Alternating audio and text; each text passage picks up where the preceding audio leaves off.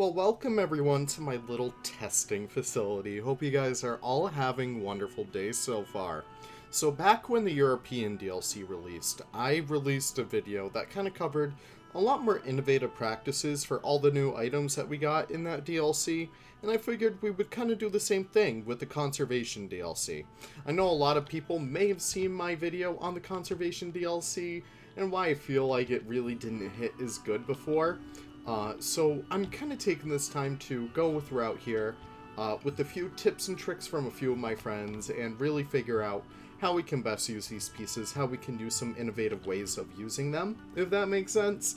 And we're gonna get started over here. Now, this is inspired off of a post that I saw on the forums. One of my good friends from way back in the day, Linda, has let me know that, well, she kind of let the whole world know that the grass path really wasn't the best addition for Planet Zoo, at least. If we come down here to actually select it, you can see that it's very green. And one of the main problems that Linda actually did bring up with this piece is the fact that when you walk on this grass, it would not stay that green. Unless, if, of course, you're making a golf course or something. But that all being in mind, I think I came up with somewhat of a good idea to implement this in the game, or at least within your own parks. As you can see, I kind of have this nice big open section over here, where the guests can kind of traverse and stuff like that, as well as kind of walk across here. And in fact, I'm just going to turn the zoo off, or at least close it, so guests will actually leave throughout here, so you can see every like small thing happening right here. So if we kind of make our way down here, we can see there's a lot of different things at play. Obviously, we do have that grass path down there, and you can swap this out for anything else, really. But this is specifically geared towards the grass path. In here, you can actually see the decals I used in order to get like these nice kind of like walking trails throughout here. Obviously, the grass wouldn't stay, but being able to use the decals throughout here is a really great way in order to implement some more natural pathways that the guests would traverse, but it still allows the guest to walk anywhere else that they really want. And this is probably good for like larger areas, maybe like if you have a large city park. A lot of the times in like Brookfield Zoo and stuff, they have like these nice big expansive areas. I feel like this would be a wonderful way to implement it.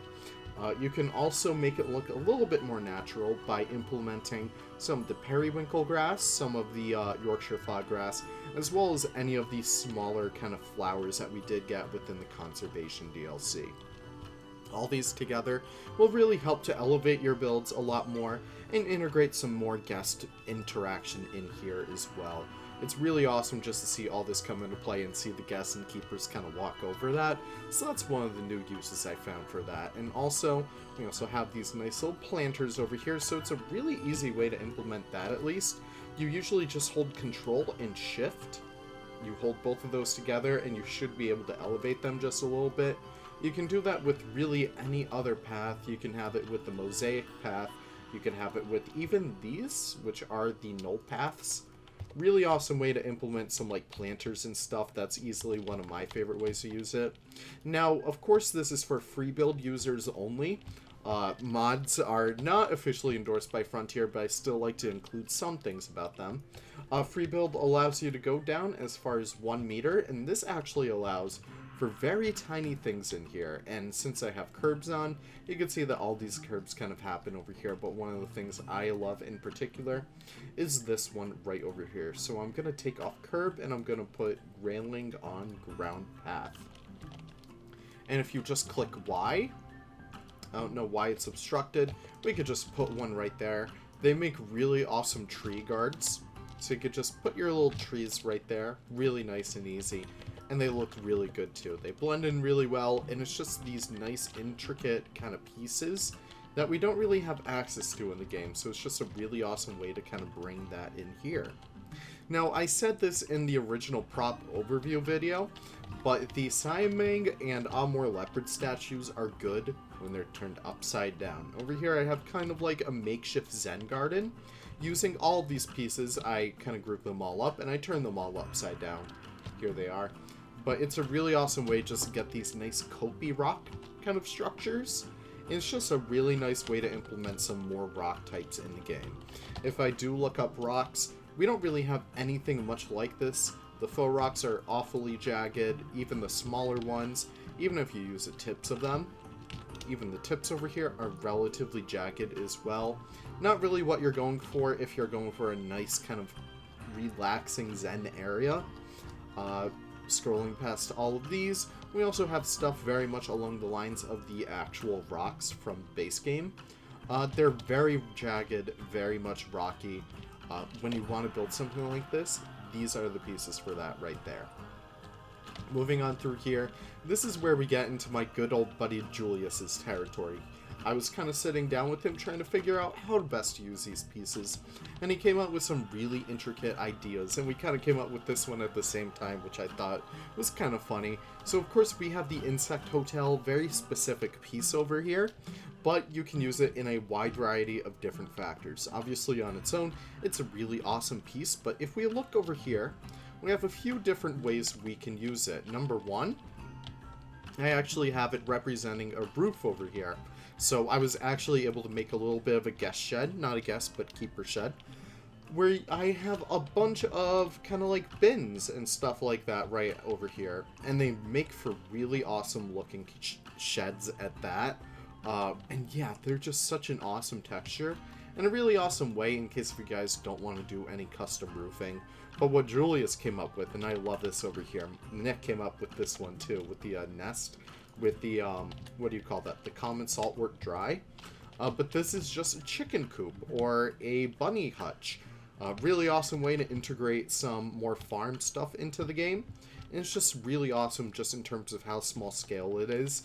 Over here I also use the, if I can find the correct piece right over here, if I could deselect that, European decorative shield over here. Really nice piece, and it has a really good curve over there too. And it's like they were kind of a match made in heaven, because you can see they kind of follow the same curve. I thought that was a really awesome kind of like feature right there. And these are of course the Arctic windows. I kind of made a little ramp up there for them. But it's a really awesome way to integrate these kinds of builds throughout your zoo. And it's a really awesome way to integrate some bigger pieces that normally wouldn't be used that often into your zoos a lot more, because it's really great and it can honestly help save on piece count, which is really awesome to see as well. Moving on through here, I kind of introduced this in our last little section, but this is the common saltwort dry. Now this piece is really cool. It makes for a really great tumbleweed, but it also makes for really good looking hay. So I have two feeders over here. One feeder from Leader, and I also have a feeder designed by Julius over here as well, using the saltwort bushes to represent hay. And it's a really awesome way just to be able to get this in the game, especially when normally, when you should get animals to get hay and stuff like that, you normally need to go to the food trough, which is kind of clunky, alright? I'm not gonna lie, it's kind of annoying needing to place that all the time. But even if you place that and place a few of these on top of there, sorry if you hear a little ringing in the background, that's my puppy, but you can have a really awesome way to have this look like this. And it's a really great way to integrate a lot more livelihood into your zoos, especially if you don't really play with keepers like I do. Just a really awesome way to integrate that stuff into the game. Now moving on through here, we were lucky enough to get the new gutter set. Really beautiful pieces, really versatile, and I'm sure so many of you guys are working on such awesome builds using these.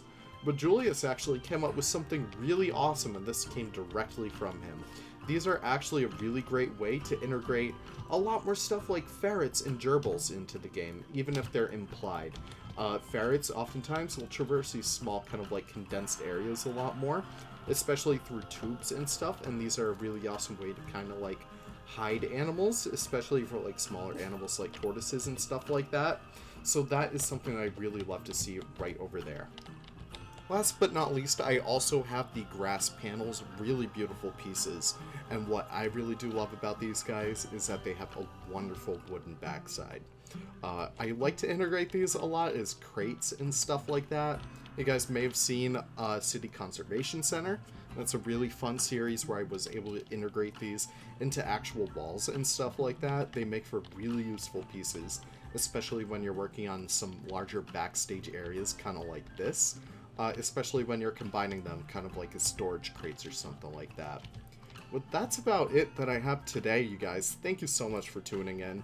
I hope you guys were able to take something nice and quick away from here. There's a lot of awesome pieces in this pack that really I haven't been able to appreciate all that much, so I really hope you guys are able to. And I hope you guys come up with some fun stuff on your own. You should always tag me in like that kind of crazy stuff that you guys do, because I love seeing the new uses of all these pieces. But thank you guys so much for watching. I really do appreciate it, and I can't wait to see you guys in the next episode. Take care and have the most wonderful of wonderful days. Bye-bye now.